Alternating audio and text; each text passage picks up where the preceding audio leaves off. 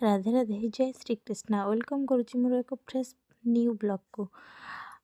आज आम गाँव अष्टप्रहरी तो बापा बो करता बसती जेहेतु आम घरे अष्टप्रहरी बहुत सारा काम हुए। तो कहती कि अष्टप्रहरी कहार किसी काम नहीं रेस्ट नौ बसुँच कि आम घरे ना टिके ठिया हवा भी टाइम मिले।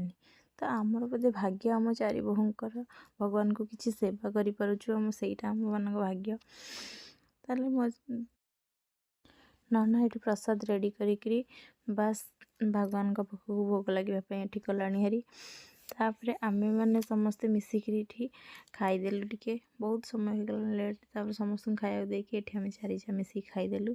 तापर बो आमको पठेले तुलसी पत्र तुलसी पत्र नहीं आसिक ये नाना पिठा गढ़ुले राति 12टा पर जो पूजा हुए से पिठा भोग लगे से पिठा पूरी प्रस्तुत कर रखीदेलु कहीं आम संध्या आलती देखा आम संध्या आलती देखा जीव बोली सब संध्यारू ही रेडी करके रखीदे बस राति 12टार जाए भोग लगे। तापर ये पिठा कर सारी नाना आणिक पत्र गोड़े रखीदे ठाकुर घरे।